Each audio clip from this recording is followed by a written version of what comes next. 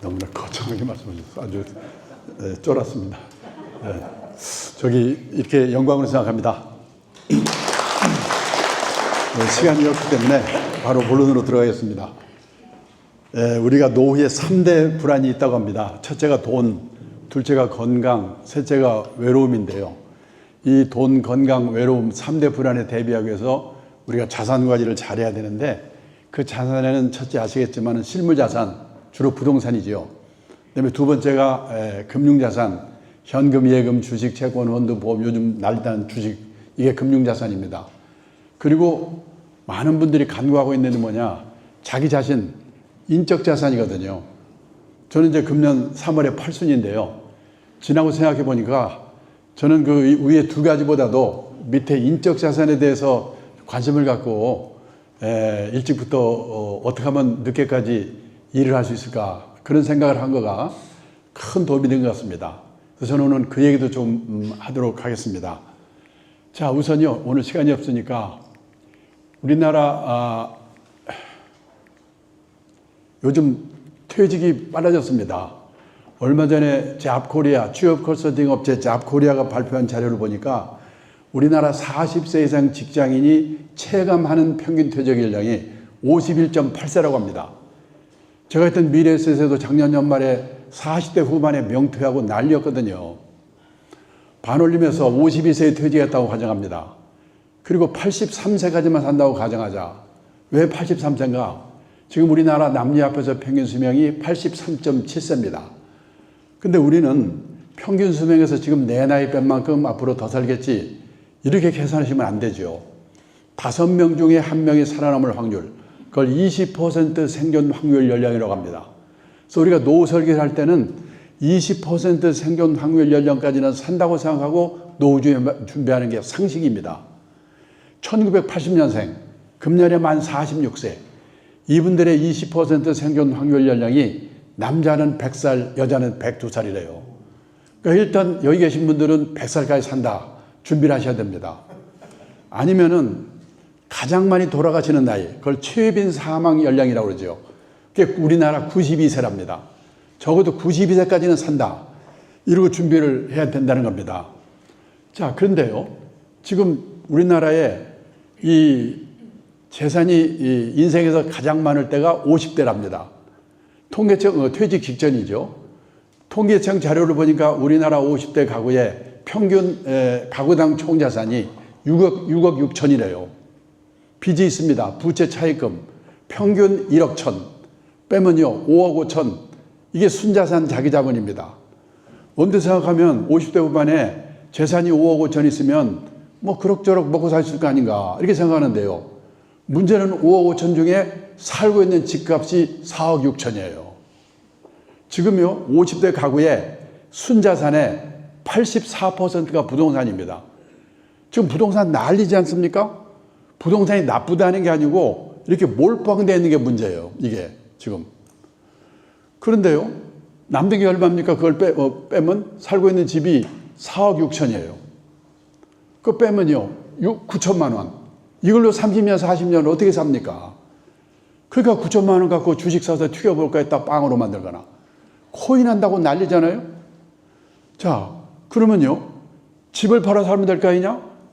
근데 이 집이 이제 인구가 줄고 경제가 어려워지고 그 다음에 뭡니까? 노인들만 많고 이웃나라 일본을 보니까 과연 무사할까? 제가 일본에서 근무할 때 알던 친구가 있는데 도쿄 수도권에 살고 있습니다. 28평짜리 아파트에 몇십 년 쭉 살고 있거든요. 그 사람들은 집에다가 돈 처발라지 않거든요. 그 아파트를 1984년도에 우리 돈으로 계산해서 1억 2천만 원에 샀대요. 그게 쫙 올라가지고 일본 집값이 제일 비쌀 때가 언제냐면 1991년 일본의 부동산 버블이 피크일 때입니다. 3억 6천만 원까지 올랐어요. 지금 거기 살고 있습니다. 제가 가끔 전화해서 물어봐요. 지금 너희 집 얼마냐? 작년 연말에 물어봤더니 우리 돈으로 한화로 3천만 원, 4천만 원에 팔릴지 말지래요. 팔아봤자 1년 생활비가 안 되는 거예요. 근데요, 선진국 사람들은 재산은 없더라도 최소 생활비 정도는 연금을 받아 생활하거든요. 우리는 그럴 수 있는 분이 학교 선생님, 공무원, 군인 출신하고 일부 준비한 사람밖에 없거든요. 보통 사람이 있는 게 국민연금 하나 정도인데 저도 놀랐는데 우리나라 65세 이상 고령자 중에서 국민연금 받는 나이가 65세지요. 65세가 돼가지고 국민연금 몇십만 원 더 받는 사람이 70%. 문제는 월 수령액 60만 원 미만이 65%.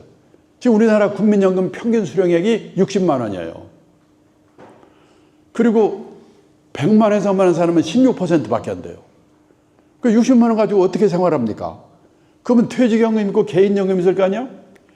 퇴직연금을 적립된 금액을 가입자 수로 나눠봤더니 1인당 평균 5,800만 원. 그리고 개인연금 가입자도 많지 않지만 계좌 수로 나눠봤더니 2억 3천만 원. 두 개 합치면 8천만 원 좀 넘어요. 그리고 연금으로 받아봤자 한 달에 10만 원 좀 넘을까요? 한꺼번에 받으면 2, 3년 지나면 다 없어져요. 없어요. 남는 게 뭐냐? 달랑 집 한 채. 근데요, 아까도 말했지만 그 집이 내 노후에 도움이 될까? 지금 일본 동경에 가면 신도시, 우리말로 하면 분당, 일산, 80년대까지만 해도 흥청흥청하던 신도시인데요. 저녁에 가보면 불안돈 아파트가 많아요. 비어있어가지고. 일본의 빈집이 2018년에 849만 채라고 하더라고요. 재작년에 900만 채가 됐대요. 10년 후가 되면 일본 집 3채 중에 한 채가 빈집이 될 거예요. 우리나라 빈집 없는 줄 아십니까? 작년 여름에 조선일보에 한면, 전면으로 빈집 특집이 발표됐어요. 보니까는 2023년 현재 우리나라 빈집이 153만 채래요. 이 미분양 아파트까지 포함돼서. 시골에 농가주택 비어있는 거? 아닙니다. 대도시 한복판에도 빈집이 생겨요. 도청 있던 자리가 도청이 딴 데로 옮겨버리면 빈집이 생깁니다. 요즘 지방도시도 가보면 외곽에 신도시가 생겨요. 인구가 주는데. 뭐 구도심에 있던 젊은 애들이 글로 이사가고 구도심에는 노인들만 남아있다가 돌아가시면 비는 거예요. 그래서 우리나라도 지금 빈집이 153만 채가 돼 있어요. 지금. 도움이 안 돼요. 근데 신문에 텔레비에서는 노후가 편하려면 10억 있어야 되느냐 7억 있어야 되느냐. 저는 신문기자 만날 때마다 제발 좀 그런 것 좀 쓰지 마라. 우리나라 대부분이 그렇게 안 되는데 그런 기사를 보면 도움이 됩니까? 복통 터지고 초조하지요. 그래서 지금 온갖 사기 사건이 횡행합니다. 부동산 기획 사기, 책방에 가보면 재테크 광풍입니다. 2배를 튀기는 법, 3배를 튀기는 법. 책 한 권 읽고 2배를 튀길 수 있으면 그 인생이 얼마나 간단하겠습니까? 그런 방법 없죠. 오직 하면요, 일본의 신문기자, 일본경제신문에 서울에 와서요, 특파원으로 4년 동안 근무하고 간 신문기자가 있는데 자기 나라 돌아가면서 제가 점심을 사줬거든요. 저보고 뭐라고 하냐면 한국에 와서 4년 동안 근무하면서 보니까 한국 사람들은 돈을 버는 방법, 그 사람을 자산 관리해서 입구 관리라고 표현했어요. 입구 관리에 대해서는 쌍브로커십니다. 그런데 나이가 60이 돼서 번 돈이 모자란다? 그러면 그 사람은 부자 될 확률이 별로 없죠. 그러면 어떻게 되냐? 맞춰 사는 방법을 배워야 되죠. 또 운 좋게 부자가 됐다? 그러면 아름답게 쓰는 방법. 그 사람을 자산 관리해서 출구 관리라고 표현했어요. 한국 사람들은 입구 관리에 대해서는 무죄결심인데 출구 관리에 대해서는 집에서 가르치냐, 학교에서 가르치냐, 사회에서 가르치냐, 공부가 너무나 안 돼 있다. 이놈 이러고 가는 거예요. 기분이 얼마나 아프겠습니까? 근데요, 일본의 1억 2천만 인구 중에 기독교 인구, 교회 다니고 성당 다니는 사람이 100만 명도 안 되거든요. 1%도 안 됩니다. 우리나라 개신교, 캐톨릭 합치면요, 1000만 명이 넘는데요. 20몇 %. 제가 기독교 비하하려고는 아닙니다. 저도 기독교인이기 때문에. 근데 여기 2000년 전에 기록된 성경에 보면 풍부의 찰들도 알고 비천의 찰들도 알고 그때그때 주어진 경제 상황에 맞춰 사는 방법을 배워라. 근데 1000몇백 명만 기독교인들이 이걸 읽었는지 안 읽었는지 기독교 인구 1%도 안 되는 일본 사람한테 우리가 충고를 드려야 된다? 저는 그게 우리나라의 문제라고 생각합니다. 우리나라 기독교인들이 제일 좋아하는 성경 구절이 밑에 있는 빨간 글자래요. 내게 능력 주시옵소서 해서 내가 모든 것을 할 수 있느니라. 새벽 기도만 열심히 나가면 만사형통. 근데요, 이게 가능한 거는 평소에 풍부에 취할 줄도 알고 비천에 취할 줄도 아는 훈련을 미리미리 받아두었기 때문에 이게 가능한 거겠죠. 근데 앞에 있는지 없는지 모르고 읽었는지 안 읽었는지 밑에 거만 목매다니까 그거 무당이나 똑같은 거지요.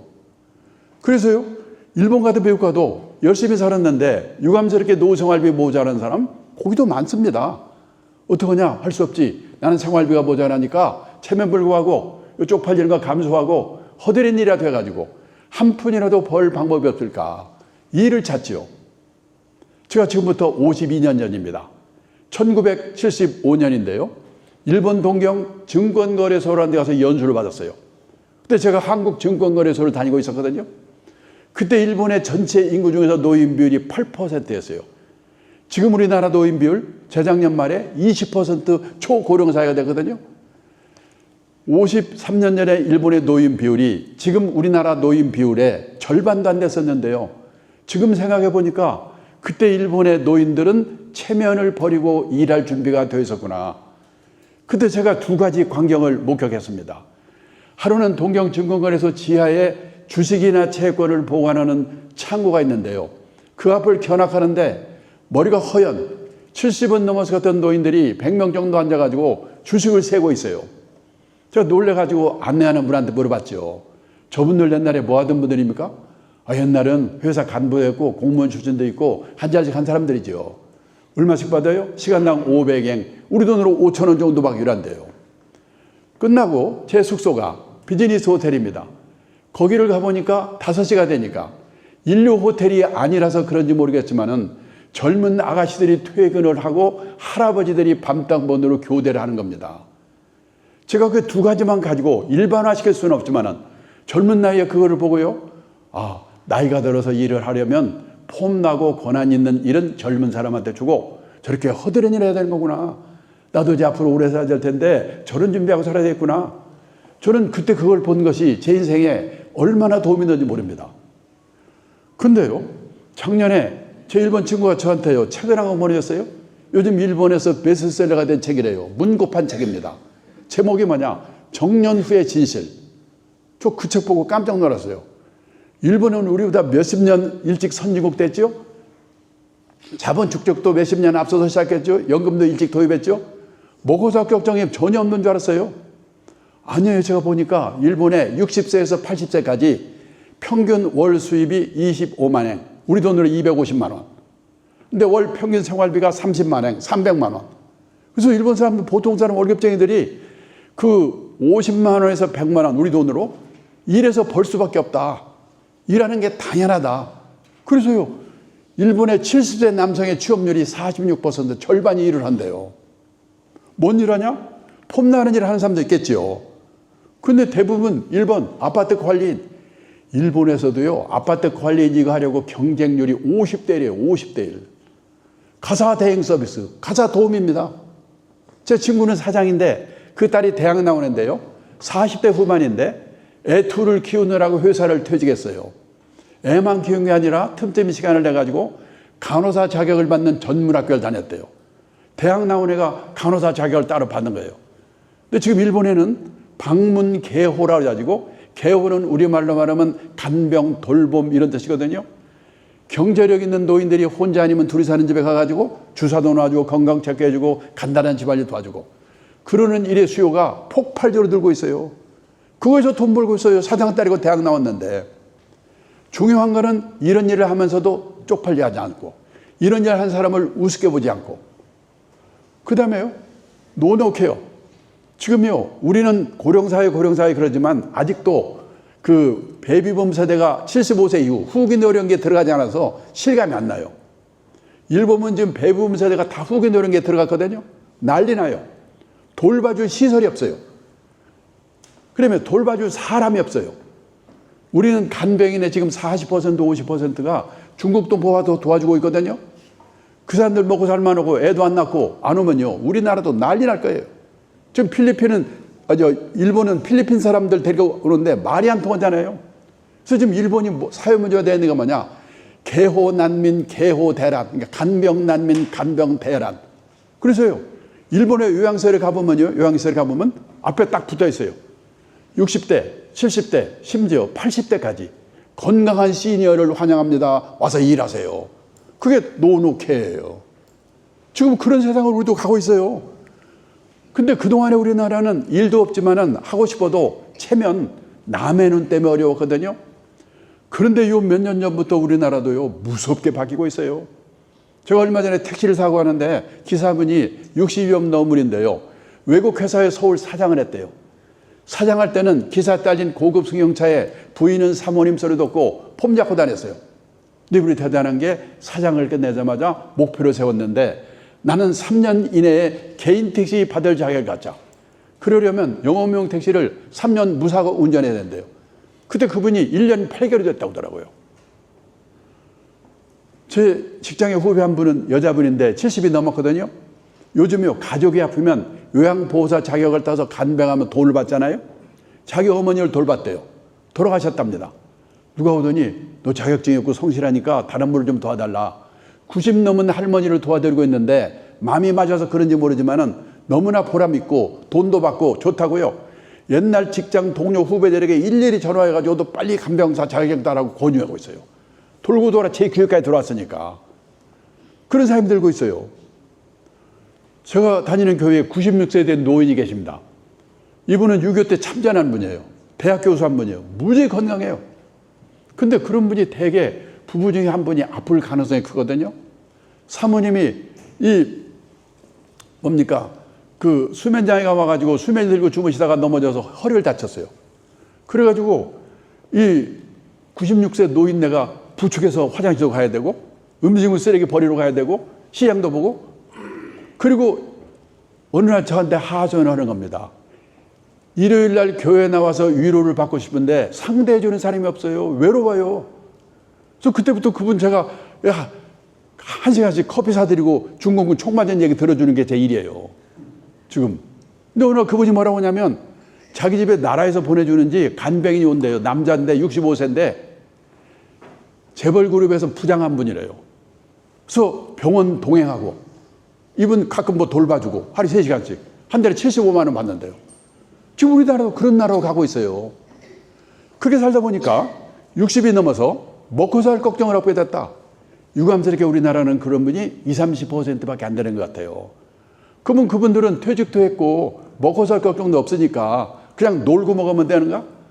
아닙니다. 특히 도시에 사는 사람일수록 퇴직하고 소일거리가 없어서 미쳐요. 요즘은 서울 시내 인류 호텔에 헬스클럽 한번 가보면은 왕년에 장관, 차관, 사장했던 사람 다 모여 있어요. 거기서 오전 시간 때우고 오히려 커피숍에서. 얼마 전에 정부 고관에 했던 제 친구가 있는데 저녁 먹다 뭐라고 하냐면 자기는 아침에 잠에서 깨면 침대에서 내려오기 전에 오늘은 뭐 할까? 그 생각부터 해놓고 그때 내려온대요.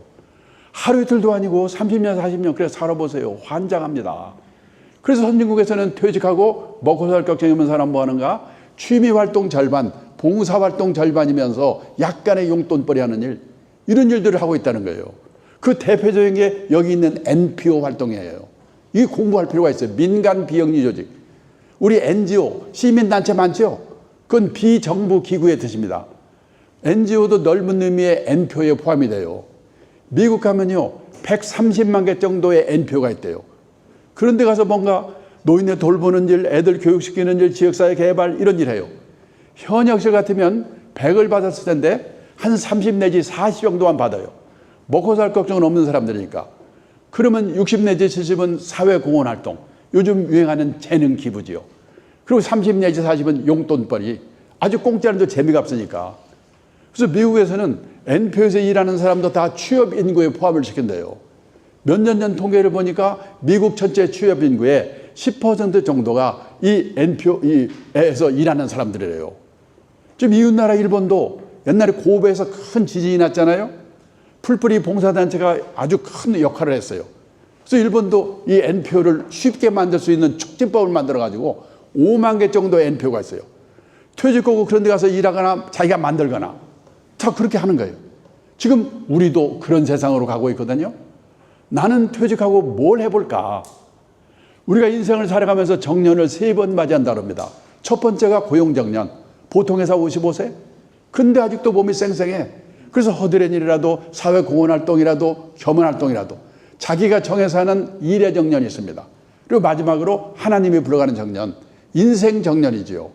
고용정년, 일의 정년, 인생 정년, 이 3번의 정년을 어떻게 맞이할 것인가. 앞에서 제가 노후의 3대 불안 얘기했죠. 돈, 건강, 외로움. 3대 불안을 해소하는 최선의 방법이 돈이 되는 일이든 사회공헌 활동이든 취미 활동이든 그걸 겸한 활동이든 소일거리가 있어야 된다. 그래서 여기까지 결론은 가장 확실한 노후 대비는 재테크가 아니고 평생 현역이다. 돈이 있으면 있는 대로, 없으면 없는 대로. 제가 오늘 강의장에서 이 말을 끝냈더니요, 한 남자분이 벌떡 일어나더니, 아니 왜 남자들한테만 일을 하고 난립니까? 점심 대신에 음식점에 한번 가보세요. 맛있는 거 여자들이 다 먹고 있고 헬스클럽 한번 가보세요. 땀 뻘뻘 운동하는 여자들인데 왜 남자들한테만. 자기 마누라 자기가 저거 어떡하라는 거예요. 근데 여기 사모님도 생각해 보셔야 돼요. 긴 후반 인생이 부부가 화목하기 위해서는 남편분이 돈이 되든 안 되든 소일거리를 갖도록 도와줘야 되거든요. 아까 외국회사 사장했다는 그분이 마지막에 서글픈 얘기를 하더라고요. 자기가 그런 일을 하니까 저희 사람들이 야, 너 사장까지 한다면 참 대단하다. 칭송이 자자한데 정작 자기 부인, 자기 마누라가요, 동네 창피하게 그런 일 한다고.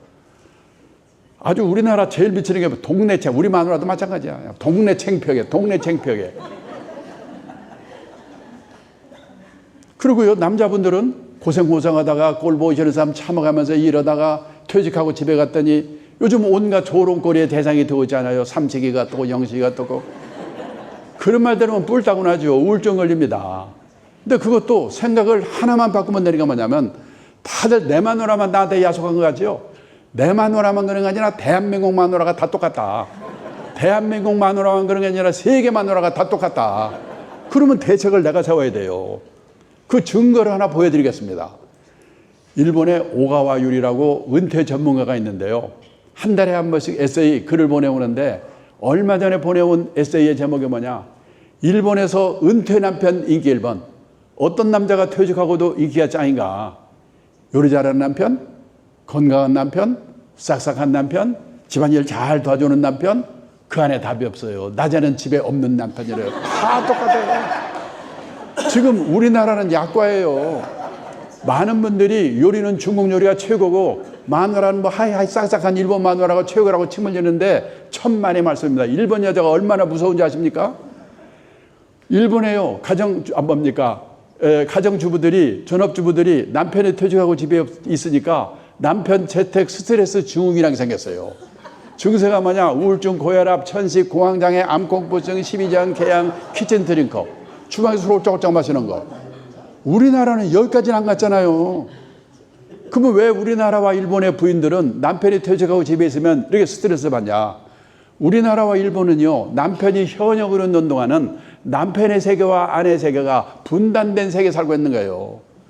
따로따로 30년, 40년 놀다가 만나니까 헷갈리는 거예요, 이게 지금. 미국은 커플 문화, 젊을 때부터 커플로 움직이거든요. 이 출장 같아도 같이 가든지 허락받든지 저녁에 술 먹고 늦게 들어가면 이혼이고. 근데 우리는 따로따로 놀다가 만나니까 헷갈리는 거예요, 지금.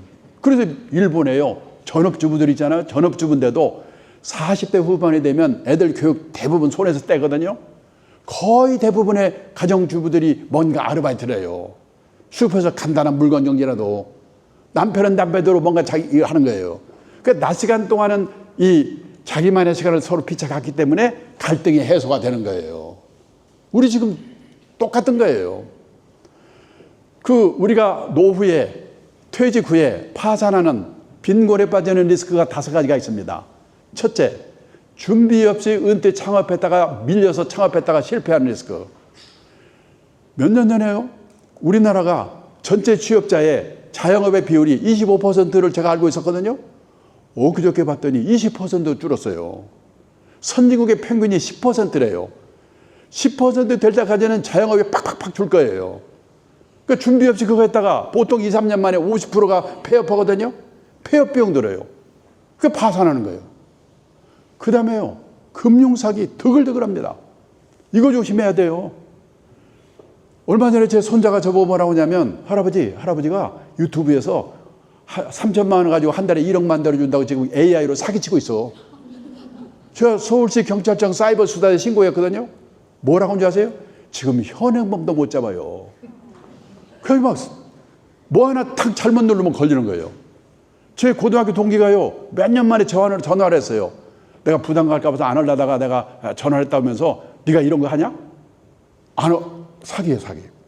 그놈이 큰일 날 뻔 알았다고 그러는 거예요. 그때 눌렀으면 가는 거예요. 욕심이 뭐냐? 3천만 원 가지고 한 달에 1억 만드는 게 말입니까 그게? 근데 다 거기에 넘어가는 거예요. 금융사기. 그 다음에 중대질병거래소 돈 퍼붓는 거 다 고생하잖아요. 그 다음에 성인 자녀 리스크. 지금요 성인이 돼가지고 생활비를 부모한테 의존하는 캥거루가 313만 명. 그 부모가 어떻게 되겠어요? 그리고 마지막으로 황혼연 리스크. 황혼연 하게 되면 재산을 반으로 나누거든요. 잘못하면 파산하는 거예요. 자 보세요. 근데 1970년대만 해도 연평균 이혼 건수가 15,000건 정도였어요. 이게 2024년에는 91,000건. 옛날에 우리 어머니 세대들은 결혼해서 실망을 하면 팔자라고 생각하고 희망을 버렸는데 요즘 여성들은 결혼해서 실망을 하면 남편을 버린답니다. 근데 옛날에는 결혼해서 4년 이내에 아이고 실수했구나. 신혼이혼의 비율이 높았거든요. 근데 2024년에는 결혼해서 20년 이상 된 소위 말하는 중년 황혼연의 비율이요. 1990년도만 해도 전체 이혼 건수의 5%였는데 2024년에는 36%. 지금 결혼 기간별로 볼 때 비율이 제일 높은 게 중년 황혼연이에요. 요거 조심해야 돼요. 이 2000년 초에 2010년 그 무렵에요. 일본이 부부가 참다 애 결혼시켜서 나리다 공항에서 신혼여행 떠나보내고 이혼서 번다 해서 나리다 이혼이 난리였거든요. 저는 그래서 일본이 황혼연 대국인 줄 알았어요. 아니에요. 이혼율 자체가 일본보다 우리가 높아. 우리가 아시아에서 이혼율이 1등이야. 그리고 그 일본은 난리를 쳤는데 작년에 신문 보니까 전체 이혼 건수의 중년 황혼연의 비율이 21%가 23%로 늘었다고 신문에 대문짝만 해놨더라고요. 우리는 30%, 36%. 근데 이혼의 사유가 웃겨요. 옛날에는요, 3대 사유가 뭐냐? 배우자의 외도, 성격 차이, 돈 문제였거든요. 요즘 하나 추가된 이유가 뭔지 아십니까? 퇴직한 남편이 집에서 얼쩡거리는 게 스트레스 받아서 이혼한 거예요. 그게 말입니까? 근데 현실이에요. 부부 화목을 위해서라도 남편은 남편대로 아내 아내대로 자기만의 시간을 가져야 돼요. 그 다음에요. 저도 이제 이 나이가 돼 보니까 그 친구들 먹고 사는 거는 그럭저럭 해결이 됐는데 문제는 갈 데가 없는 거, 역할이 없는 거, 특히 지난번 코로나 때 너무나 공허한 거예요. 티베트의 종교 지도자 달라이라마가 했다는 얘기입니다. 자신이 다른 사람들에게 쓸모있는 존재가 아니라고 생각하는 노인은 자신이 남에게 유용한 존재라고 느낀 노인보다 일찍 숨질 가능성이 3배 가까이 높게 나왔다. 부유한 나라에서 고통과 분노의 정도가 더 심한 건 물질적 부가 부족해서가 아니다. 내가 남에게 필요한 존재라는 느낌이나 내가 사회와 함께하고 있다는 느낌을 더 이상 갖지 못하기 때문에 불행해지는 것이다. 그 은행의 행장까지 제 선배가 퇴직하더니요. 자기는 퇴직하고 나니까 쓸모없는 인간이 돈 가서 서글프대요. 근데 쓸모있는 인간을 누가 만들어주는 거 아니거든. 지가 만들어야지. 근데 왕년에 높은 자리에 있던 사람, 왕년에 끝발이 있던 사람일수 이해 안 돼요. 조심하셔야 돼요. 여기도 그런 분 계실 텐데. 얼마 전에 공무원 연금공단에서 퇴직하신 공무원분들 대상으로 퇴직 수기를 공모했는데 우연히 제가 심사위원을 하게 됐어요. 깜짝 놀랐어요. 저는 공무원들은 60까지 보장되지, 연금도 300만 원 다 나온다지 아무 걱정 없는 줄 알았거든요. 아니에요. 제가 읽은 수기에 90% 정도가 105분의 수기 읽었는데 90% 정도가 나아버지가 절벽이더래요. 제일 비치는 게 뭐냐? 갈 데가 없는 거. 한 분만 소개하면 통계지역 공무원에서 지방사무소 소장까지 했어요. 고급 공무원이에요. 이분은 퇴직했지? 연금도 있지? 신나게 놀자. 3개월 놀았더니 미치겠더래요. 아침에 일어나면 마누라 눈치가 보이는데 저놈 인간은 오늘 또 안 나가나? 놀래가지고 동네 도서관에 갔더니요. 신문 한 장 보려고 쟁탈전에 벌어지는 거예요. 아이고 꼴로 보시라. 취직해야지. 그래서 원서 여기저기 돌렸는데 준비가 안 돼가지고 면접 보러 오라는 듯 없어요. 근데 오늘 한국에서 면접 보러 오라고 연락이 왔더래요. 놀라서 봤더니 요즘 많이 생기고 있어요. 주간 노인 보호센터. 일본도 우리나라도 젊은 노인이 나이 든 노인 도와주는 게 큰 일거리라고 했죠. 이분이 면접에 붙어가지고 하루에 5시간에서 6시간 일하는데 아침에 자동차로 센터로 모셔다가 5시간 6시간 일하는데 돌봐주고 놀아주고 장기도 두고 노래도 부르고 이분이 싹싹한가 봐요. 또 시골에 노모가 혼자 계신데 혼자 계신 노모로 생각해서 내 이분한테 잘해줘야지. 아, 인격장이에요. 근데 요즘 주간 노인 보호센터가 여기저기 생기면서요. 노인들이 삐치면 딴 데로 가버린대요. 돈이 안 되잖아요. 근데 그 센터는 그분 때문에 딴 데서 온대요. 유명인사가 됐어요. 그래서 한 달에 월급 얼마 받냐? 월급을 70만 원 받고 집에서 내던 건강보험료 30만 원을 회상을 해준대요. 100만 원 벌어다 주고 집이 없으니까 그 수기에 마지막에 뭐라고 써있냐? 그렇게 무섭던 마누라가 천사로 바뀌었다. 남자들은 갈 데가 있어야 돼요. 갈 데가. 자, 그런데요. 그 일이라는 게 지금 뭐 청년 세력이 넘치는데 무슨 일이 있단 말이야. 그래서 뭡니까? 또 직업이 사라지는 시대거든요. 옥스퍼드 대학 마틴 스쿨안에서 고용이미래라는 보고서를 발표했는데 2033년이 되면 현재 직업의 47%가 사라진대요. 무슨 일 한단 말이냐. 그래서 퇴직한 사람들의 일이라고 하는 것은 젊은 사람들이 할 수 없는 일이거나 할 수 있다고 하더라도 하려고 하지 않는 일을 할 수밖에 없다. 가능하면 일찍 생각해서 내가 하고 있는 일과 연관시켜서 뭔가 새로운 일을 찾아서 하는 게 가장 좋아요. 근데 그 준비를 못했다면 그냥 허드렛이라도 한다. 일본에서 아파트 관리인이 경쟁률이 50대라고 했잖아요. 똑같아요. 네. 자, 그래서요. 돈이 하셔서 일을 했는데 취미가 될 수도 있어요. 취미를 했는데 돈이 생길 수도 있습니다. 혹시 유튜브에서 보셨는지 모르겠는데 어떤 분이 재벌 그룹에서 임원하다가 갑자기 나왔대요. 뭐 하지? 택배 분류하는 데를 가봤대요. 그거 무지개 힘든 일이래요. 돈 때문에 했으면 못 샀을 거랍니다. 근데 그때 그분이 과체중이었대요. 가만히 보니까 운동에서 빼나 이거에서 빼나 마찬가지겠구나. 몸무게 뺄 목적으로 그 일을 시작했대요. 몇 개월 만에 몸무게가 빠졌어요. 그 사이 일이 손에 익었어요. 지금도 한대요. 그런 거예요.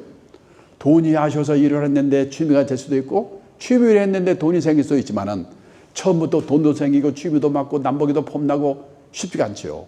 그래서 학교 다닐 때는 선생님 말씀 잘 들어야 되고 회사 다닐 때는 회사의 방침을 잘 따라야 되는데 후반 인생은 남의 눈을 의식하지 않고 또 남의 눈 얘기입니다. 내가 가고자 하는 방향이 옳은 방향이라는 소신이 필요하다. 그래서 후반 인생은 자기 만족을 추구하는 시기다. 그런 마음가짐으로 뭔가 소일거를 갖는 게 중요하다는 겁니다. 그 다음에요. 애들 문제예요. 애들을 위해서도 나 자신을 위해서도 자녀 리스크 관리를 잘해야 돼요. 우리가 과소비 그러는데 중남미, 이태리 이런 나라 비교하면요. 우리나라처럼 근검 전략하는 나라도 없어요. 근데 자식한테 퍼붓는 돈은 세계에서 1등이거든요. 재작년에 미국 CNN 방송에서 주요국에 애들 0세에서 18세까지 자녀 양육비로 들어간 돈의 합계를 GDP, 국민소득 합계로 나눠봤더니 비율 1등인 나라가 한국, 2등이 중국, 3등이 이태리래요. 돈을 세계에서 가장 많이 퍼부어요. 그런데 지금 작년 8월 현재 우리나라 2030 애들 중에서 그냥 쉬는 애들, 저는 쉬면 쉬었지 그냥 쉬는 게 뭐야? 일도 없고 찾아볼 생각도 안 하는 애들이 76만 명이래요. 성인 전체로는 313만 명. 캥거루가. 근데 캥거루가 이 말 들으면 열받는데요. 왜? 캥거루는 짐승인데도 지 새끼를 낳아서 딱 1년 보호하고 쫓아버린대요. 사람은 끝이 없잖아요. 일본에서는 캥거루를 또 뭐라고 부르냐? 패러사이트 싱글이라고 부르는데 이거 패러사이트 무지 어려운 단어거든요. 봉준호 감독 때문에 유명해졌죠. 기생충. 일본에서는 캥거루를 기생충적 독신이라고 그래요. 2010년 일본이 불황일 때 일본의 35세에서 44세까지 10년 인구가 1895만 명인데 그중에서 결혼 안 하고 부모한테 얹혀 사는 기생충적 독신이 295만 명이라고 하더라고요. 부모가 돌아가시면 어떤 일이 생기냐? 직업 있는 친구는 그나마 괜찮은데 없는 친구들이 더 많거든요. 부모 사망 신고하는 거 몰래 연금 다 먹거나 아니면 극빈자로 전락한다는 거예요. 일본의 노인들이 쓴 글을 읽어보면 내 연금으로 살고 있는 내 새끼들 나 죽고 나면 어떡할 건가. 그런 걱정하는 글들이 많아요. 그 다음에요. 우리가 뭐 애들 학비, 그다음에 결혼 비용. 제가 작년에 결혼 비용을 일본과 비교해보고 깜짝 놀랐어요. 우리나라는요. 듀오가 발표한 자료 보니까 신랑 댁, 신부 댁 다 합쳐서 결혼 비용이 3억 6천이래요. 서울은 훨씬 더 들죠. 그 중에서 5천만 원이 결혼식에 들어가는 비용이고 3억 천이 집어주는 데 들어가는 돈이에요. 근데 일본을 보니까 484만 엔, 4,800만 원밖에 안 돼요. 왜 그런가 봤더니 집어주는 돈이 없어서 그래요. 왜냐? 거기는 결혼하면 그냥 당연히 월세 사는 게 당연하다고 생각하니까 2달치 월세만 있으면 되는 거예요. 집을 살 경우라도 회사의 신용으로 이 30년, 40년 월부를 집을 사니까 부모가 도와줄 필요가 없어요. 그래가지고 부모가 그러면 결혼 비용 뭘 주냐? 결혼 축하금에서 150만 원에서 200만 원, 우리 돈으로 1,500만 원에서 2,000만 원 딱 주고 끝나는 거예요. 우리 지금 이거예요. 제 아는 언론인이 있는데 일본 여자하고 결혼했대요. 어떻게 해서 일본 여자 결혼했어?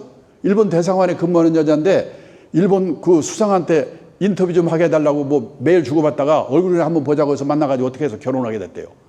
근데 그때 이 친구가 중고 아파트 하나 갖고 있었대요. 그래서 자기가 이제 집 어디서 살 거야? 그러면 나 아파트 있어. 폼 잡으려고 그러는데 결혼할 때까지 안 물어보는 거야. 김세계. 우리가 그거 물어보다가 파혼하고 그러잖아요. 그래서 내가 그래? 그 여자 특별한 거 아니야? 일부러 일본 사람 3명한테 전화해가지고 물어봤어요. 결혼 그럴 때 집 어떻게 할 거냐고 안 물어보냐고 물어봤더니 그걸 왜 물어보냐요? 이유가 이런 이유인 거예요. 요즘 일본에요. 일본 여자하고 한국 남자 중매 들어주는 유튜브 사이트가 3개인가 뭐 4개인가 있는데 한 개 들어가 보니까 거기에 등록된 일본 여자가 20만 명이래요. 그래서 내가 물어봤어요. 왜 일본 여자들은 한국 남자하고 결혼하고 싶어 하냐? 그랬더니 그 일본 여자들이 그런데요. 한국 남자가 씩씩해 보인대요. 뭐 사랑의 불시착 현빈을 본 모양이에요. 예. 그리고 한국 남자가 일본 남자보다 마누라를 위해준다고 생각한대요. 우리 마누라한테 그 말했더니 와서 살아보라고 그래. 뭐 그런데 어쨌거나 그런데요. 그러면 한국 남자는 왜 일본 여자하고 결혼하고 싶어하냐 그랬더니 집 어떻게 할까 이런 거 안 물어보니까. 지금 우리나라 좀 여자들 처녀들 골치 아프게 생겼어요. 생각해 보셔야 돼요. 그 다음에 과외비. 근데 취직이 안 되잖아요. 보세요. 취업률이 우리나라는 70%인데 군대 간에도 대학원도 빼면요 60%대로 떨어질 거예요. 일본은 지방대학 다 포함해서 98%. 이유가 뭐냐? 일본은 지금 젊은 사람이 모자라요. 우리도 10년쯤 가면 그렇게 될 거야 아마. 그리고 지방에서 졸업하면 다 지방에 취직하는 거야. 우리는 여러 가지 이유가 있지만 다 서울로 올라오잖아요. 그리고 아예 처음부터 중소기업은 안 들어가려고 그래요. 이 고성장 시대에는요 신규 채용이 많았기 때문에 과학고 공부해서 좋은 데가 들어가면 됐거든요. 저성장 시대에는 신규 채용이 없어요. 보세요. 저도 놀랐는데 벌써 2019년에 전체 채용 호수 중에 이 정기 신규 공채 비율이 벌써 50%로 줄었더라고요. 이게 2025년에는 19%안 뽑잖아요 지금. 이럴 때는 어떻게 되냐? 중소기업 같은 데 들어가가지고 몇 번 이직하면서 좋은 회사로 옮겨가야 돼요. 옮겨갈 때 거기서 날 뭘로 뽑는가? 학벌? 스펙? 아니에요. 이 친구가 우리가 시키려고 하는 일을 잘하는가 못하는가? 전문성을 보는 거예요. 평판, 한마디로 인간성이 됐는가? 거기서 걸리면 끝이에요. 요즘 대기업 인사 담당자들이 자기들끼리 모여서 그런데요. 속지 말자 학벌, 다시 보자 스펙. 얼마나 속았으면 모르겠어요. 저도 가끔 누가 저한테 취직 부탁해요. 제 나이에 기업에 아는 사람이 있어야지 어떻게 해주지요. 그래서 내가 이 예를 들면서 중소기업 들어가가지고 옮겨가서 좋은 회사로 옮겨가야 된다. 그러면요. 그다음부터 연락 안 와요. 안 들어가면 안 들어갔지. 그렇게 안 하겠다는 거예요. 제 옛날 모시고 있던 사장님이 스카이대학 나오고 아주 훌륭한 분이었거든요. 그 아들이 노랑머리 물들이고 고등학교에 속을 더럽게 썩혔어요. 얼마 전에 점심 사드리면서 내가 물어봤어요. 그 노랑머리 요즘 뭐예요? 그랬더니 이놈이 공부를 못해가지고 야간대학 컴퓨터공학과를 들어갔대요. 근데 대학 2학년 때 정신을 차려가지고 중소기업 들어가더니 거기서 삼성으로 스카우트 가더니 거기서 마이크로소프트 스카우트 가서 지금은 오라클에서 임원한대요. 야간대학 나온 놈이. 그리고 가끔 집에 오면 자기가 AI 뭐 이런 거 물어보면 자기한테 딱 보면서 그런대요. 아빠 지금 세상이 어떻게 바뀌고 있는데 그것도 모르고 뭐 하고 있어 지금. 지금 이런 세상이에요. 다들 대기업 만들어가고 유명한 회사 한번 들어가는데 안 뽑잖아요. 그러면요. 돈 들여서 변호사가 됐다. 그러면 만수무강? 변호사가 어렵대요. 왜? 우리나라 변호사 1번 등록이 1906년에 나왔어요. 만번대 등록이 2006년에 나왔어요. 변호사가 10,000명으로 늘어나는데 100년이 걸렸어요. 그때 변호사는 끝내줬죠. 귀하니까. 또 10,000명 늘어나는데 8년. 또 10,000명 늘어나는데 5년. 지금 변호사가 34,000명, 5,000명 일이 없어서 세무사, 법무사 일 뺏는다고 난리잖아요. 의대 정원 늘리는 것 때문에 난리죠. 종당에는 늘려 보세요. 근데 초등학교 의대반이 생기거든요. 걔네들이 의사 됐을 때 안전한 직업일까? 이제 우리 자녀들 안전한 직업은 없다고 생각하고 대책을 세워야 돼요. 그래서 우리 새끼들도 이 시대에 맞는 제대로 된 직업관을 갖는 거. 경상남도 거창고등학교 유명하잖아요. 강당에 있는 직업선택 시계명. 1번 월급 많이 준데 가지 마라. 이제 월급은 회사가 주고 나라가 주는 게 아니라 내가 남다른 주특기가 있어가지고 적은 금액이라도 회사를 옮겨서라도 오래오래 다녀야 돼요. 남들이 몰려가는데 절대 가지 마라. 작년 연말에 재벌그룹 이사 경쟁률 200대 300대 그날 쳤는데 40대 후반에 명퇴하고 난리였잖아요. 제일 마지막에 부모와 마누라와 약혼자가 결사 반대한 자는 무조건 가라. 거기 하면 틀림없다. 근데 제가 53년 직장생활을 해보니까 이 말이 맞아요. 근데 이게 어떻게 가능하겠는가? 부모 자식이 소신이 있어야지. 그 다음에요, 우리가 중산층이 되려고 그랬었는데 중산층이 뭐냐? 우리나라 중산층 기준 다 남의 눈을 의식한 거. 아파트 30평 이상. 아파트의 평수가 신분의 상징이죠. 지금 미국, 일본 선진국에서는 작은 집 갖기 운동, 스몰 하우스 운동이 벌어지고 있어요. 자동차 2000cc 이상 신분의 상징이죠. 선진국에서는 갑자기 큰 차 타면 둘 중에 하나, 깡패 아니면 졸부래요. 제가 작년에 후쿠오카 놀러 갔다 왔는데 길가에 그냥 주먹만한 차밖에 없어요. 미국의 중산층 기준? 그 사람이 내면으로 성숙된 사람인가? 자신의 주장에 떳떳할 것, 회어 불례를 할 것, 사회적 약자를 도울 것, 부정과 불법에 저항할 용기가 있을 것, 그리고 정기적으로 비평 정도 하나 받아볼 것. 이 기준에 의하면 우리나라 중산층이 몇 명이나 있겠는가? 그 다음에요, 우리가 애들에게 영어 수학 말고 가르친 게 있는가? 돈가지를 가르쳤는가? 경제적 자립을 가르쳤는가? 근데 막말로 영어 수학은 못해도 밥 먹고 살거든요. 근데 돈 관리, 경제적 자립, 이거 모르면 평생 고생하잖아요. 얼마 전에 제가 책을 쓰면서 조사해 봤는데 미국의 고등학교 교과서에는 이 돈 관리, 경제적 자립 이 내용이 40몇 페이지 나오더라고요. 우리는 몇 페이지 되지도 않는데 선택을 안 해. 수능에서 경제 선택해가 뭐 1.5%? 배우질 않으니까 대학을 졸업해도 저축이라는 말하고 투자라는 말이 어떻게 다른지 이것도 몰라요. 미국에서는 중학교만 제대로 나오면 안다는데 학교에서 가르치자 그러면 부모라도 가르쳐야죠. 그래서 애도 망쳐먹지 않고 아낀 돈으로 자기 노후 대비해야 되는데 우리 애들도 제대로 된 자립교육을 받는 거. 자립에는 세 가지가 있죠. 첫째, 행위의 자립. 내가 머물렀던 자리, 쓰레기 누가 와서 치우면 안 되잖아요. 지금도 공중목욕탕에 가보면 바닥에 수건이 널브러져 있어요. 어떤 사람이 자기가 치울 걸 안 치워서 그런 거거든요. 회사에서도 누가 뭔 일하면 못 믿어. 어떤 사람이 가서 하나 봐야 돼. 그런 사람이 있어요. 걔의 노후는, 걔 부모의 노후는 행위의 자립. 그 다음에 의식의 자립. 우리나라처럼 남의 눈 때문에 미치는 나라가 없잖아요. 저는 미국에서 살아보지 못했는데 미국에서 온 사람이 그러더라고요. 거기는 학교로 졸업해도 넓은 천지에 흩어져 버리기 때문에 친한 친구 몇 명 빼고는 누가 어디서 뭐 하는지도 모른대요. 관심도 없고. 근데 우리는 동창회, 향후에 동네 모임, 개 모임 모여가지고 걔는 공부도 못하는 게 얼굴 좀 이뻐서 시집을 잘 갔는지 뭐 샀다고 산쪽으로 눈 어뜨고 나는 점심에 이거 먹었다 한쪽으로. 우리나라처럼 남의 눈 때문에 미치는 나라가 없잖아요. 사르트르가 그랬답니다. 인간은 타인의 눈길에서 지옥을 경험한다. 우리한테 한 얘기 같아요. 남의 눈에서 벗어나야 아펠들이 가능한데. 그 다음에 경제적 자립. 경제적으로 자립해야 부모한테 남한테 폐해 안 끼치죠. 근데 다들 경제적 자립은 뭐냐? 재테크, 돈 버는 능력. 이것만 생각하거든요. 그게 아니란 건 아니고. 근데 밑에서 세 번째 줄.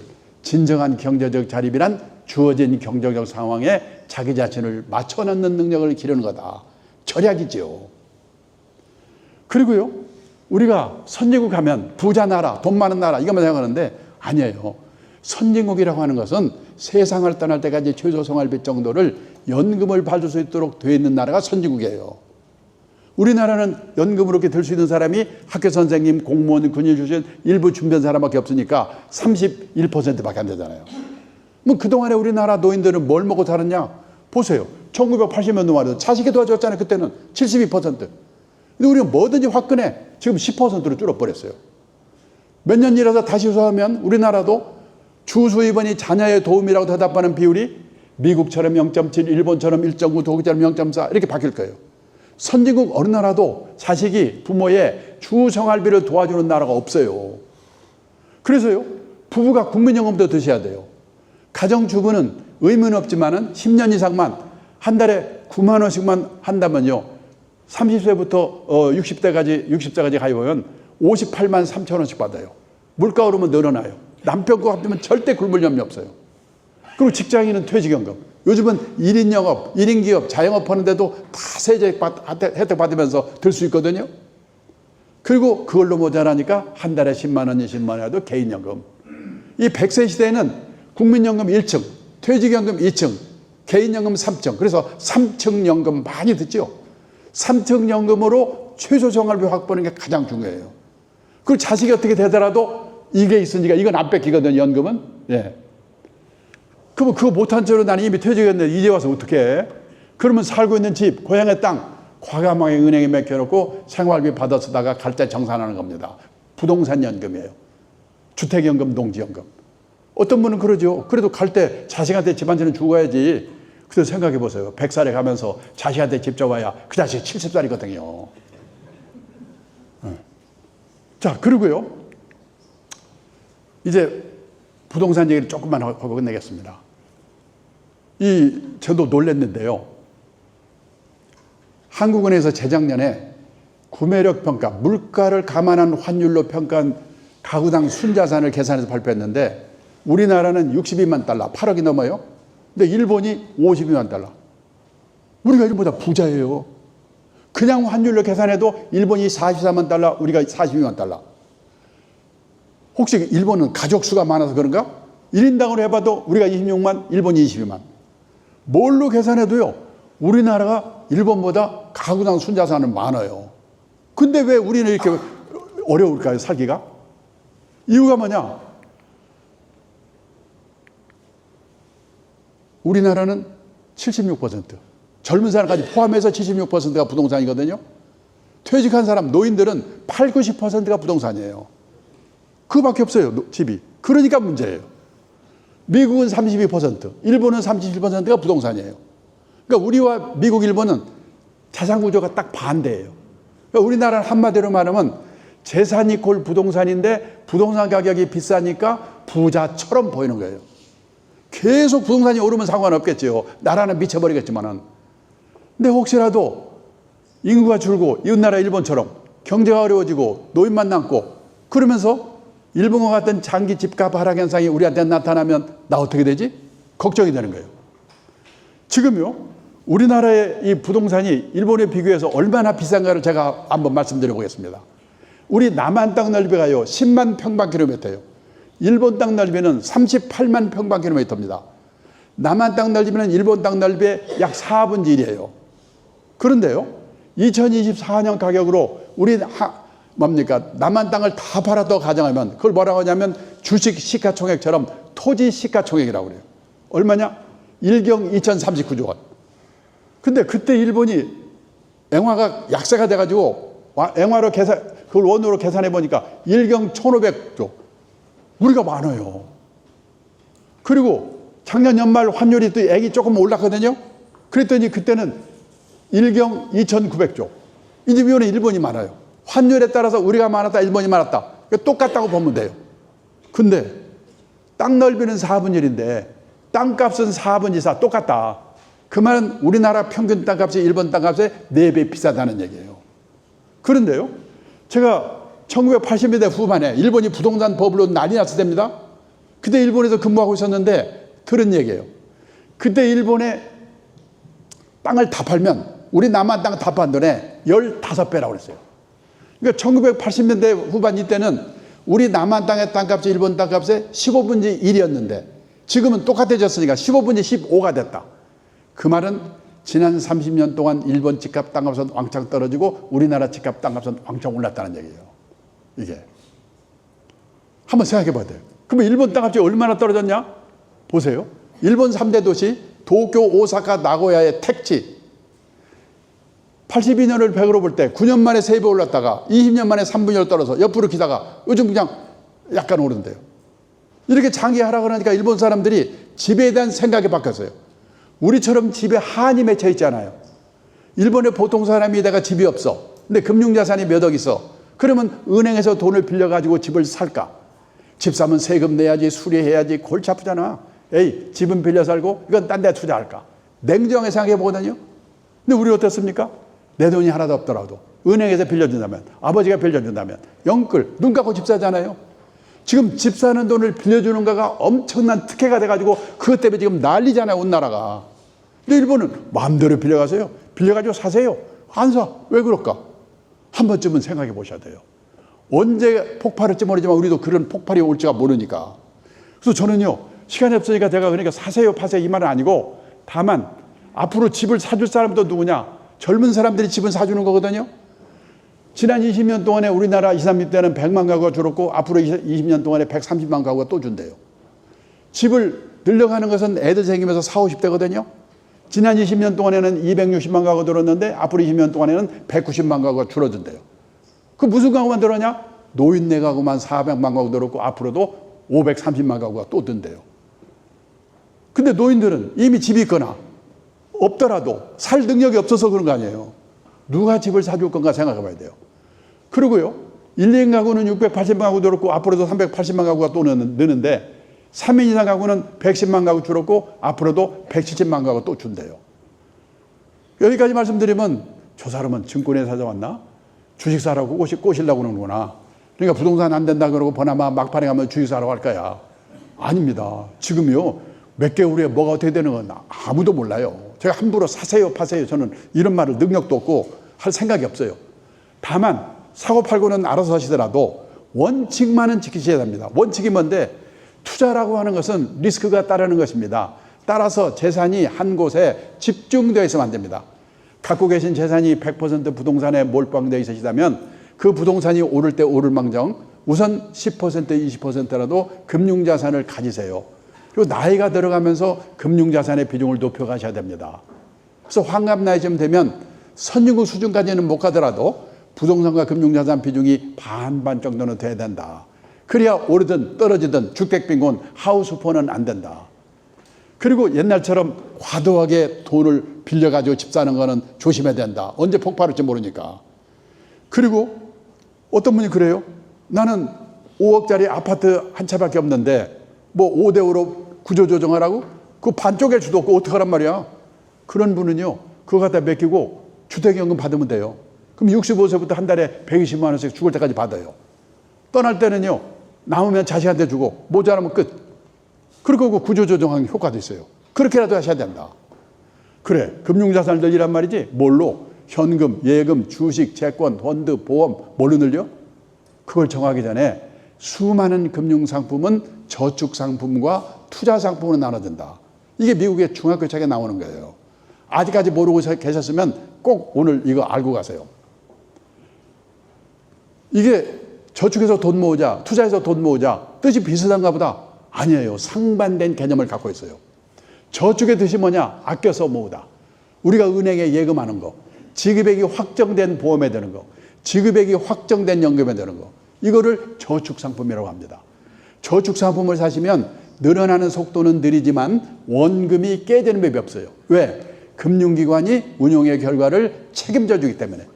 그러니까 귀찮으시면은 예금처럼 갖다 맡기면 책임져 주는 상품은 저축상품, 주식이나 펀드처럼 책임 안 져주는 상품은 투자상품.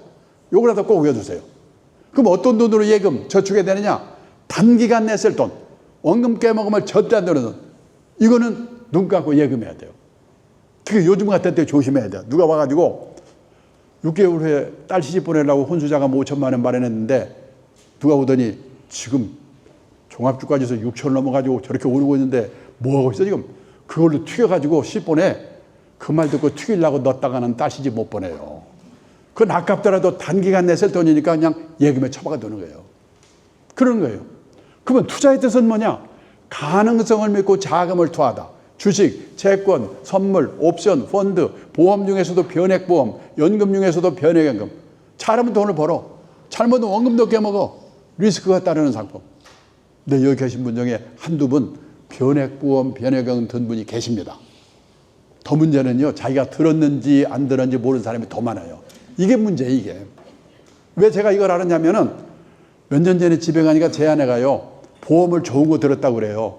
그래서 제가 꼬치 물어봤더니 변액보험을 들었어요. 요즘 많이들 들거든요. 변액보험, 변액연금은 연금보험인데 앞에 변액이 붙어 있으면요, 들어가 보면 펀드에 늘었다 줄었다. 그래서 변액보험, 변액연금을 가입할 때는 꼭 확인할 사항이 있어요. 그 연금자산, 보험자산을 운용하는 회사가 어딘가? 보험회사가 직접 하는가? 아니면 운용사에 맡겨서 하는가? 과거 운용 성적이 좋았는가? 실력 있는 회사가 운용하는가? 확인하고 사셔야 돼요. 당신 그거 확인했어? 그랬더니 뭔 말인지를 몰라.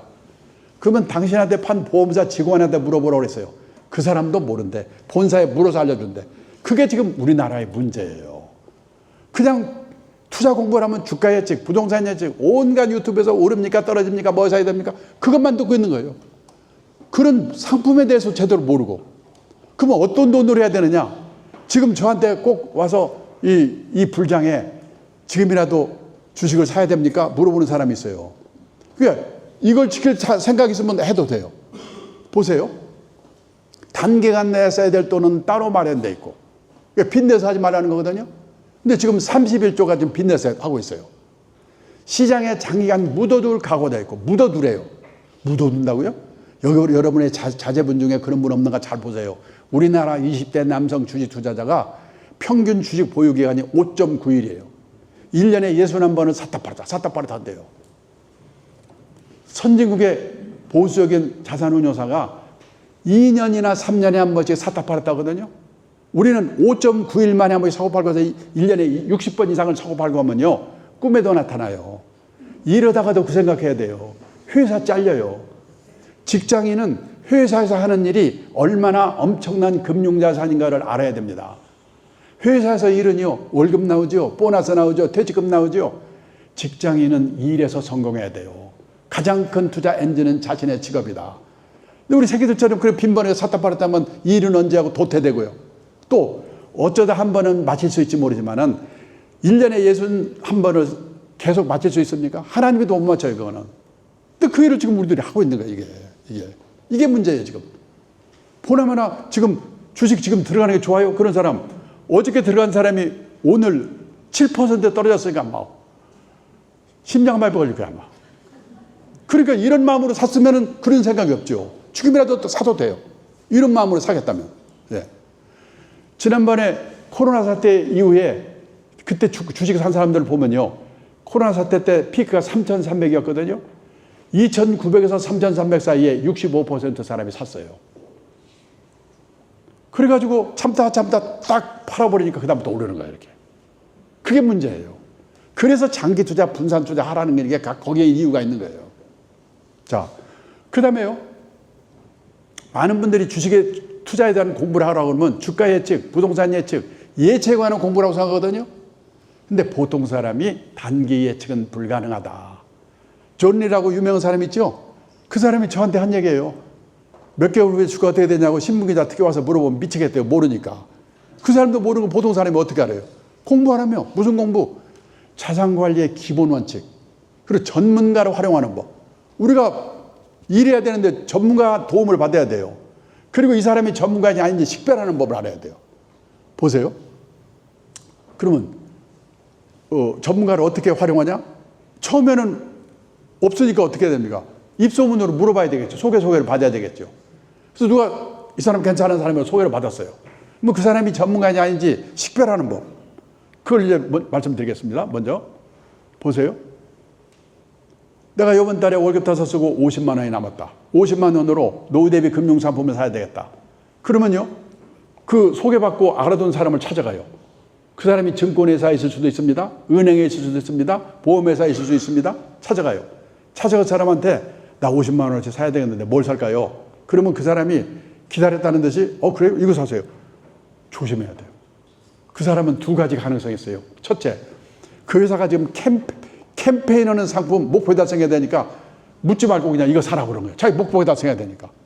그리고 그 사람들은 수입원이 뭐냐? 수수료거든요. 핑계만 했으면 수수료 비싼 건 팔라고 그래요. 안 돼요. 그 사람이 어떻게 해야 되냐? 아, 사모님 지금까지 이런 거 갖고 계시네? 요번에 이 돈은 언제 쓰실 거예요? 그리고 무슨 목적으로 사야 되려고 그래요? 그러면 이거 사세요. 그렇게 말하는 사람이어야 돼요. 그래서 그 사람이 이제 종목을 하나 뭘 알려줬어요. 그러면 이거 좋은 거예요? 아, 이거 좋은 거예요. 진짜 좋은 거죠? 예, 진짜 좋은 거예요. 그래서 사는 게 아니고 여기 있는 6가지를 물어보고 사세요. 그래서 자기도 알고 그 사람이 버벅거리고 대답 못하면 이 사람은 실력 없는 사람이구나. 바꿔야 돼요. 뭘 물어보냐? 첫째, 당신이 사라는 이 상품은 예금처럼 갖다 베끼면 책임져주는 저축상품이에요. 주식이나 펀드처럼 리스크가 따르는 투자상품이에요. 왜냐하면 요즘요. 구조화된 상품이라고 해가지고 제목만 보고 설명만 보면 애매한 게 너무나 많아요. 그래서 꼭 물어봐야 돼요. 그리고요. 또 하나 뭐냐. 우리가 주식을 직접 사고 팔고 하는 것은 직접 투자라고 합니다. 그리고 펀드라든지 변액보험, 변액연금 이런 거는요. 전문가가 나를 대신해서 운영해 준다고 그래서 간접 투자 상품이라고 그래요. 근데 요즘은 펀드라든지 변액보험, 변액연금 간접 투자를 많이 하거든. 직장인들은 그래야 돼요. 왜? 주식 사놓고 맨날 쳐다보면 일 못하니까. 그런 상품 산 사람들은 어디 가서 사느냐? 사는 데도 중요하지만 더 중요한 게 그 간접 투자 상품, 펀드, 변액보험, 변액연금을 운용하는 회사가 어딘가. 거기서 돈 벌게 하고 말아먹기도 하니까. 그걸 알고 사야 돼요. 실력 있는 회사가. 지금 운용회사가 300 몇 개가 있는데요. 실력 있는 회사는 몇 개 안 돼요. 근데 그거를 물어보고 사는 사람이 100명에 한 명도 없어요. 그럼 내가 그걸 어떻게 확인합니까? 아까 사귀었던 그 전문가를 찾아가는 거예요. 그 사람한테 물어보는 거예요. 그 사람 보고 이 회사가 과거 성적이 좋은지 그거 성적도 보여주고 실력 있는 회사인지 좀 보여주세요. 근데 그것도 모르고 파는 놈들이 있어요. 그런 놈들은 상대하면 안 돼요. 그 다음에요. 단서조항. 금융상품에는 단서조항이 있는 상품이 많아요. 단서조항이 나쁜 게 아니고 알고 하셔야 돼요. 특히 보험상품에 보면은 몇 년 이상 장기로 가입하면 뭐 원금이 보장되고 뭐 좋은 얘기를 해요. 근데 몇 년 이상 가입해야 된다는 그거를 말 안 해주거나 모르고 샀다가 도중에 약하면서 막 싸우고 난리하잖아요. 직장인이 컴퓨터 앞에 앉아가지고 선물, 옵션 샀다 팔았다, 주식 샀다 팔았다 빨리 말려야 돼요. 그 사람은 회사 잘리려고 작정한 사람이에요. 제가 옛날에 사장을 할 때 사무실을 가끔 돕니다. 그럼 제가 지나가는 순간에 PC, 컴퓨터를 팍 끊어내면서요. 왜 껐을까요? 둘 중에 하나예요. 야한 사진 보고 있었거나 아니면 주식하는 친구. 근데 그런 친구 중에 진급 빨리 되는 친구를 못 봤어요. 주식은 해야 됩니다. 하는 게 좋아요. 근데 하더라도 일주일에 한 번이나 보고 느긋하게 해야 되거든요. 왜? 직장인은 직업에서 성공해야 되니까. 그 다음에 5번째, 세금.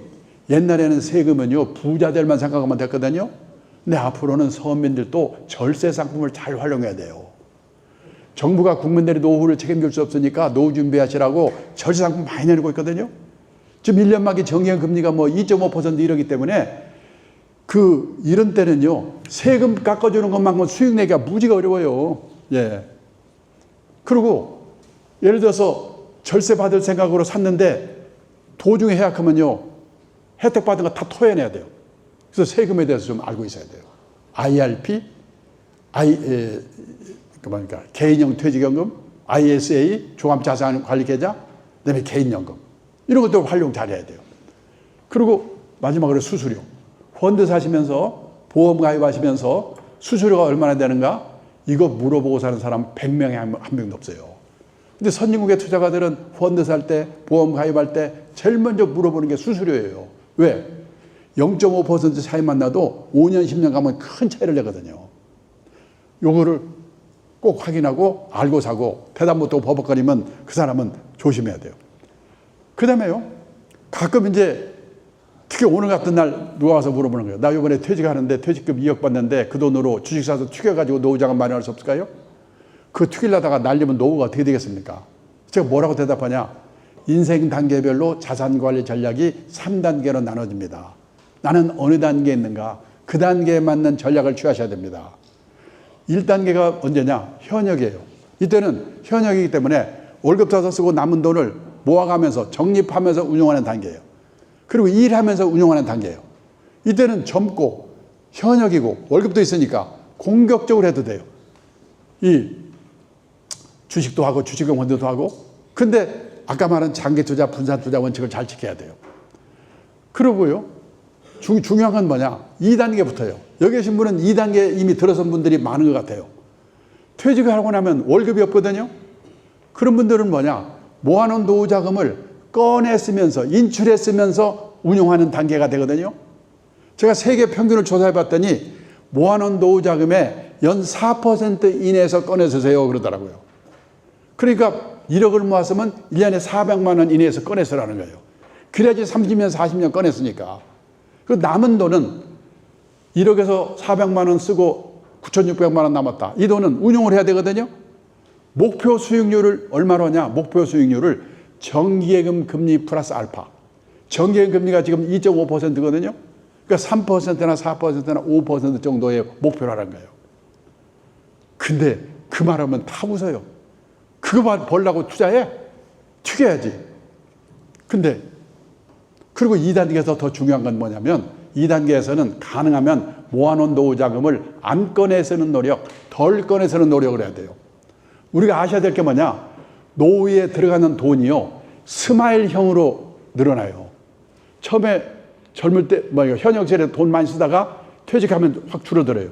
그래서 어느 정도 돼서 한 70대 후반쯤 들어가면 다시 또 올라가요. 왜? 간병비, 그 다음에 병원비, 의료비가 들기 때문에. 예. 그때를 대비해서 가능하면 2단계에서 퇴직 직후에는 안 꺼내 쓰는 노력, 덜 꺼내 쓰는 노력해야 돼요. 3단계로 많이 옮겨놔야 되니까. 안 꺼내 쓰려면, 덜 꺼내 쓰려면 중요한 게 연금 수입이 중요합니다. 저는 국민연금을 150만 원 받거든요. 그만큼 안 꺼냈어요. 그 다음에요, 두 번째는 뭐냐? 퇴직하면 생활비를 줄여야지요. 보통 퇴직하면 현역 시절에 한 60%, 70% 수준으로 줄이라고 하거든요. 집을 줄이거나 지방으로 이사를 하거나, 그래서 50만 원 줄여, 100만 원 줄여. 그게 절약이에요. 그리고 세 번째가 뭐냐? 뭔 일이든지 일을 해가지고 50만 원 벌어, 100만 원 벌어. 근로소득. 그래서 2단계에서 중요한 거는 연금소득, 절약, 근로소득으로 가능하면 모아놓은 노후 자금을 안 꺼내 쓰는 노력, 덜 꺼내 쓰는 노력을 해야 돼요. 3단계로 많이 옮겨야 되니까. 그래서 3단계는 언제 시작이 되냐? 사람마다 다른데요. 80대 초반부터 시작이 돼요. 그때는 판단력이 흐려집니다. 그러면요, 운용에서도 졸업을 하고 예금이라든지 단기 금융상품, 원금 안 깨먹는 상품에 넣어놓고 아껴서 꺼내다가 세상을 떠나는 거예요. 그래서 목표가 뭐냐? 내가 죽기 전에 내 노후 자금이 바닥나면 안 된다. 나의 수명보다 노후 자금의 수명이 길어야 된다. 그거는 좀 머릿속에 넣고 계시는 게 좋겠다. 그래서 나는 지금 1단계인가 2단계인가 3단계인가 그 단계에 맞게 자산 관리를 하셔야 된다. 80 먹은 노인분이, 예를 들어서 여기서 예외, 예를 들어서 우리가 빠지고 하는 것처럼 약간의 돈을 띄어가지고요, 오락용으로 하는 건 좋아요. 한 돈 1,000만 원, 2,000만 원이라든지 하는 거죠. 저희 집도 마찬가지입니다. 저는 이 펀드라든지 이런 거 하지 주식을 직접 안 하거든요. 왜? 그 시간에 일하는 게 좋다고 생각하니까. 근데 우리 마누라는 고수업을 좋아해가지고 제가 어떻게 합니까? 한도를 딱 정해주고 그 한도만 넘지 않으면 마음대로 해봐라. 근데 그렇게 하셔야 돼요. 주식 사타파르타 하는 것은요, 확률이 반반이라고 생각하고 오락하는 기분으로 그거 깨먹어도 우리 가게에 인생에 금이 가지 않는 범위 내에서 하도록 하라. 퇴직한 후에는. 젊을 때는 물론 다르지만은. 그렇게 했으면 좋겠다는 거고요. 우리가 리스크라고 하는 말에 대해서 이해를 좀 제대로 하셔야 돼요. 많은 분들이요, 리스크를 위험이라고 번역하거든요. 언론에서도. 그거 잘못된 거예요. 이 위험의 정확한 영어는 뭐냐면 데인저예요. 중학교 때 배웠죠. 홍수 나서 죽을 위험, 폭탄 터져 죽을 위험. 이게 위험이에요. 그러면 리스크의 정확한 번역은 뭐냐? 불확실성. 잘 될 수도 있고 잘못될 수 있는 거. 이게 리스크예요. 그러니까 그걸 위험이라고 번역하면 절반만 번역한 거예요. 그리고 얼마 전까지만 해도 소위 말하는 안전빵이라는 게 있었어요. 은행에 갖다 예금만 해도 책임져 주면서 금리를 10% 넘게 그런 시절이 있었죠. 몇 가지 직업만 선택하면 평생 보장이 됐죠. 근데 앞으로는요, 결혼을 하는데도, 직업을 선택하는데도, 자산을 운용하는데도 이 불확실성, 리스크를 테이킹, 안지 않고는 풍요로운 인생을 살 수 없는 세상이에요, 지금은. 공무원이 안전하다고 그러는데요, 해외 사례를 보면 안 그래요. 국민들이 화가 나잖아요? 그러면 행정적 압력이 들어옵니다. 그럼 민간기업에서 독사처럼 구조조정하던 전문가 불러가지고 행정기획위원장을 시켜요. 그 사람이 칼 휘둘러요. 선생님이 안전하다고요? 애들이 없는데 어떻게 선생님을 합니까? 재작년에 서울교대 졸업자가 300몇십 명인데 일자 발령이 120명이래요. 애들이 없으니까. 이제 안전한 직업은 없습니다. 그런데 제가 놀란 게 뭐냐? 리스크의 라틴어의 어원이 어디서 나왔냐? 용기를 갖고 도전하다. 용기를 갖고 도전하다는 데서 리스크가 나왔다는 거예요. 저는 우리 애들도 용기를 갖고 리스크에 도전하되 관리할 수 있는 지혜를 배워야 우리한테 희망이 있다. 근데 어머니들은 지금 위험한 데 가지 마, 위험한 데 가지 마. 지금 그러잖아요. 공무원들, 선생님들, 그러고 다들. 근데 도전하되 관리할 수 있는 지혜를 배워야 돼요.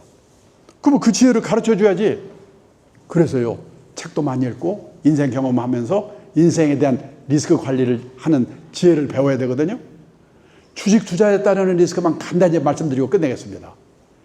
우리가 주식 투자를 지금 이 주가 지수가 지금 6천 왔다 갔다 하고 있는데 지금이라 주식을 해야 되는가? 요 두 가지 리스크가 있다는 것을 머릿속에 두고 하든지 말든지 결정을 하셔야 돼요. 리스크가 첫째가 뭐냐면 시장 리스크예요. 마켓 리스크라고 그래요. 아무리 내가 삼성전자 좋은 주식을 갖고 있다고 하더라도 9.12 테러, 그 다음에 코로나 사태, 무슨 북핵 사태 박살날 때는요. 오늘 7%포인트 떨어졌어요. 이럴 때는요. 방법이 없어. 다 같이 떨어지는 거예요. 그게 마켓 리스크예요. 그런데 내가 갖고 있는 주식이 우량 주식이라는 확신만 있다면 6개월 후가 될지 1년 후가 될지 2년 후가 될지는 모르지만 그 상황이 지나가면 다시 오를 수 있다. 그때까지 기다려야 된다. 그래서 장기 투자를 하라는 거거든요. 근데 제가 어디 가서 장기 투자 얘기만 하면 다 표정이 나타나요. 짜증스러워요. 바빠 죽겠는데 올라요 떨어져요 그 얘기만 하세요. 그건 모른다니까. 그게 시장 리스크예요. 그 다음에요. 아무리 시장이 다 같이 오르더라도 불량 주식은 안 올라요. 그래서 좋은 종목 고르는 노력을 해야 돼요. 전문가 도움도 받고 나도 좀 분석도 해보고. 근데 아무리 노력을 해도 시야인 이상 100% 우량 종목 고른다는 보장이 없거든요. 그래서 5종목, 10종목, 20종목에 분산 투자하세요. 이렇게 얘기를 하는 거예요. 예를 들어서요. 석유 주식하고 항공 주식을 같이 사요. 그러면 석유값이 오르면 비행기 운항 비용이 비싸지니까 항공주 주가는 떨어져요. 근데 석유주는 올라요. 그래서 5종목, 10종목, 20종목의 평균 수익률 높이는 게 중요하다. 그래서 펀드는 몇십 종목씩 하니까 분산 투자를 자동적으로 해주는 거예요. 이 두 가지 리스크가 있다는 걸 생각하고 그 투자를 하셔야 된다.